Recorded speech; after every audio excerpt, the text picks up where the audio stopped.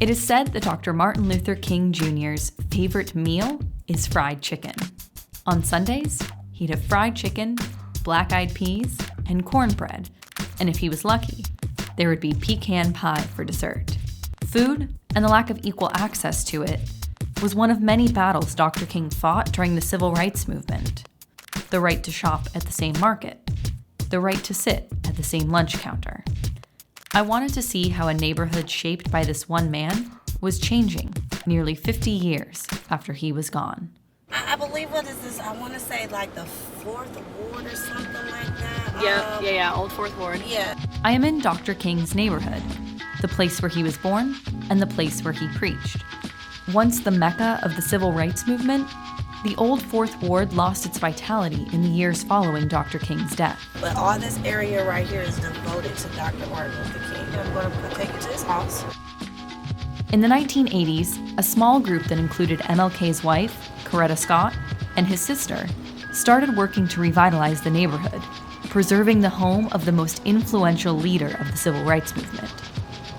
But it wasn't until 30 years later that the Old 4th Ward started to make its comeback.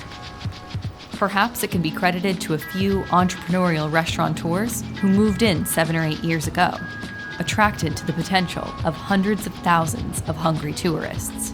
When I started here, there weren't really a whole lot of places on the street to go as far as restaurants or clubs or things like that. One of the earliest pioneers was Noni's Bar and Deli.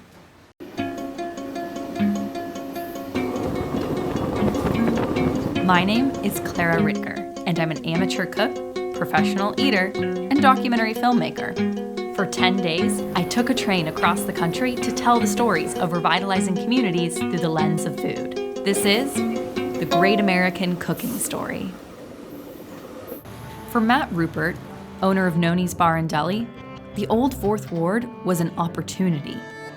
No one wanted to lease a space to a 28-year-old who had never run his own restaurant before, unless that space was in the Old 4th Ward. Sometimes it's hard to see so much stuff popping up because you're like, oh, how many new condos do we need in one area? Try to pack everything in, then you lose the greenery, all the trees around and stuff like that. There's a good side and a bad side to building up the community like this. And I've actually had some people that live in the neighborhood that have been here way before any of this happened, tell me that it's good, that they like it, because there's more people coming over and hanging out, and it's a lot more business being generated, which is always a good thing. And then I also have spoken with people that don't like it. I can absolutely see both sides to it. This is a place that was built here that's new now, right? So we did the thing that I'm saying you shouldn't do too much of. And I think that everyone should have an opportunity to, open a restaurant or open a bar or build these things if that's what you want to do and it makes you happy. But I think that it's just important to, if you do that, to recognize where you are and respect the neighborhood that you're in. I feel like this particular neighborhood has done well to keep things kind of balanced, as far as new developments and keeping a lot of the integrity of the old neighborhood and stuff like that too. This being historic MLK district, I don't think a lot of people want to mess with that. You want to preserve things like that because they're important. So I think that probably has a hindrance on what is built where and things like that. I just feel like there's sort of a mutual respect going on in this neighborhood for what this neighborhood is and what it has been and what it's meant to a lot of people. 10 years ago, you wouldn't see regular tourists coming down to Edgewood. You would walk on the street and people would think you were homeless. Now with the streetcar, and they just announced it's gonna be free for the whole year. It's a huge help for the whole community, for the economy. Lise Hernandez opened her first restaurant, Arepa Mia, just a few years ago in the Sweet Auburn Curb Market. The market is another example of a revitalized historical institution in the neighborhood. Once a segregated market, indoors for white vendors, outdoors for black vendors, the modern-day Sweet Auburn Curb Market is providing a launch pad for chefs and entrepreneurs of all races and ethnicities. In Venezuela, there is tons of market like this. I always fell in love with this market. I thought it has such a great potential. I would say, it's a corny sounds like my dream always to open my place here. Hi, how are you? How's it going? Good. Get the vegetarian. You want the vegetarian? Yeah. And you want that for here? Yes. Okay. What is your name to call? Robert. Robert. Arepas is the most popular dish among all Venezuelans. It's also popular in Colombia. In Venezuela, the big difference in between Venezuela and Colombia is we cut in half and we stuff them. We stuff it with fish, with chicken, with pork, with beef. Here I have like almost 20 kinds of arepa, and I use even lobster, soft-shell crab, because I also like to use the local ingredients that we have here. The most classic is like the domino, which is the organic black beans, the Venezuelan cheese, and the fried sweet plantain. That's very popular. Arepas are completely healthy.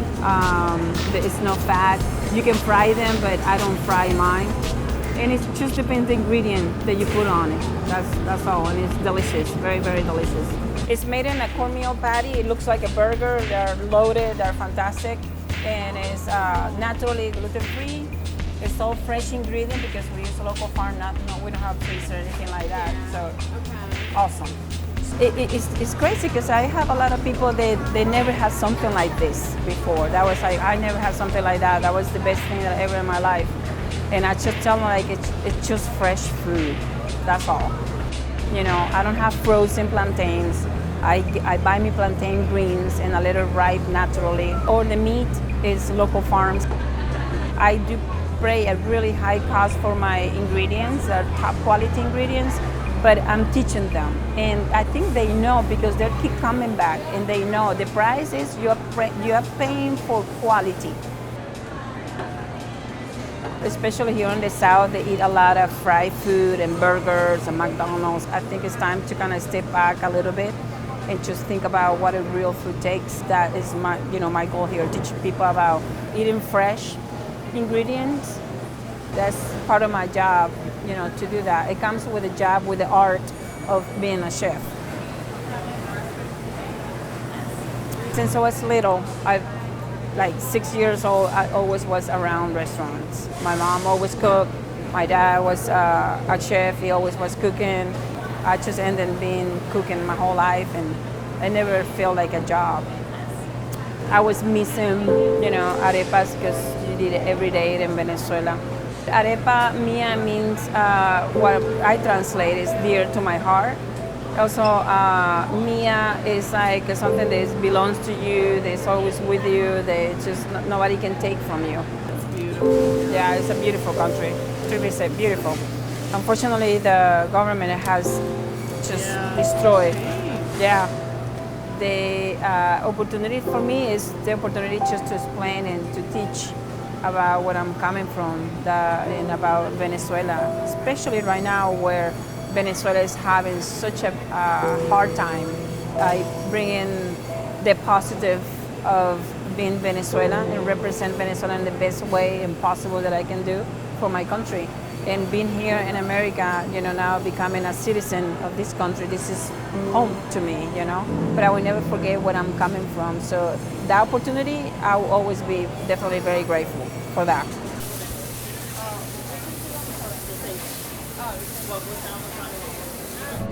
For Lise, food is an opportunity to educate, both about her heritage and the conflict in Venezuela, and about the importance of eating healthy and local food. You might call her an activist. It certainly fits in with her restaurant's home in the Sweet Auburn Curb Market at the edge of the Old Fourth Ward. And about the Old Fourth Ward, First time. though it may look like it's in a post-civil rights movement era, it's not. Like the rest of the country, it's a neighborhood fighting every day to remain a home for everyone who wants to live there. I think food always bring people together, regardless. I wanted people to talk to each other, and as a matter of fact, my other location I have the same table, and I put a little, just as a joke, and I say we don't have Wi-Fi, talk to each other, and it's just because I want people to kind of get to know each other and share the food and a lot of people just because it's amazing what this table can do, because they kind of ask to the next, oh, what do you order? They say, oh, I ordered this, and then they start just a great conversation, and it's just really nice to see that. We need more of that in this world. More strangers, or rather, neighbors, striking up a conversation as they experience the pleasure of eating locally grown and prepared food. How can you possibly feel hate for another person with a full stomach and a happy heart?